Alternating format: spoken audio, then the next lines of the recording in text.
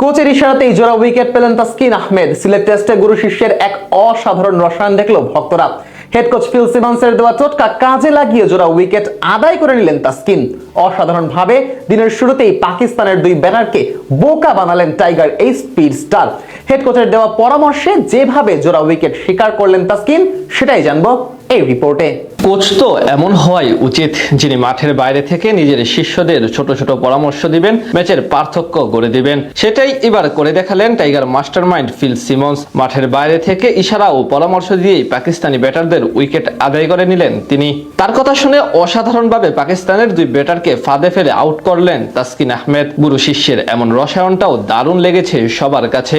আগের দিন ব্যাট হাতে তেমন ভাবে প্রমাণ করতে পারেনি টাইগার ব্যাটাররা। দিনের শেষ বেলায় প্রতিপক্ষের কোনো উইকেটও স্বীকার করতে পারেনি তারা। 300-এর নিচে পুঁজি নিয়ে লড়াই করতে হলে তাই আজ শুরুতেই বেশ কয়েকটি উইকেট প্রয়োজন ছিল বাংলাদেশের। সেটা বেশ ভালো করে জানতেন কোচ ফিল সিমন্স। তাই তো মাঠে নামার আগে ক্রিকেটারদের নিয়ে হোমওয়ার্ক গুলো বেশ ভালোভাবেই তৈরি করেছেন তিনি। সিলেটের পিচ সবসময় পেসারদের জন্য একটু বাড়তি সহায়তা করে, আর বাংলাদেশের পেসাররা বর্তমানে দুনিয়ার অন্যতম সেরা। গেল ম্যাচে মিরপুরে যার প্রমাণও দিয়েছেন নাহিদ রানারা, আজ সিলেটের মাটিতে আরো একবার সেই প্রমাণ দিলেন। এদিন ম্যাচের শুরুতে দেখা যায় head coach Phil Simmons Pakistani বাহাতি ব্যাটারদের উইকজনগুলো নিয়ে বেশ কিছুক্ষণ তাসকিন আহমেদদের সঙ্গে আলোচনা করেন। তিনি ম্যাচের আগে টাইগার পেসারকে সবগুলো পয়েন্ট এবং কোন চ্যানেলে বল করতে হবে তা শিখিয়ে দিচ্ছেন।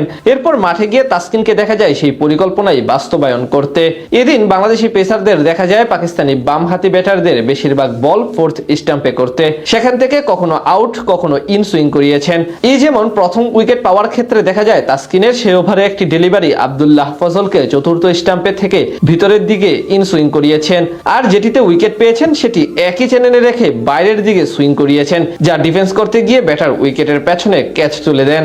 একইভাবে আরেক ব্যাটার আজান আওয়াইসকে শর্ট লেন্থে পিচ করিয়ে অফ স্টাম্পের বাইরে থেকে ভিতরের দিকে সুইং করান তাসকিন। সেখানেই পরাস্ত হন এই ব্যাটার এবং বল এজ হয়ে শর্ট লেগে থাকা মুমিনুরের হাতে ক্যাচ চলে যায়। পুরো ম্যাচেই দেখা যায় বাংলাদেশি বোলারদের এমন ফোর্থ স্টাম্প চ্যানেলের বলগুলো পাকিস্তানি ব্যাটারদের ভোগাতে, যেটি আগেই মাঠের বাইরে থেকে পেসারদের শিখিয়ে দিয়েছিলেন কোচ ফিল সিমন্স। সেই পরামর্শ কাজে লেগেই দিনের শুরুতে সফরকারী ব্যাটারদের বলা চলে এক প্রকার চেপে ধরে বাংলাদেশ দল। তাসকিনের সেই জোড়া আঘাতের পর মেহেদী হাসান মিরাজও স্পিন ফাঁদে ফেলে 2 উইকেট তুলে নেন।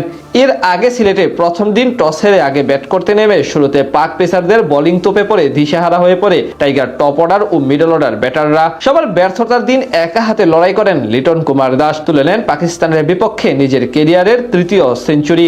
আর সেই শতকের উপর ভর করে 278 রান তোলে বাংলাদেশ দল।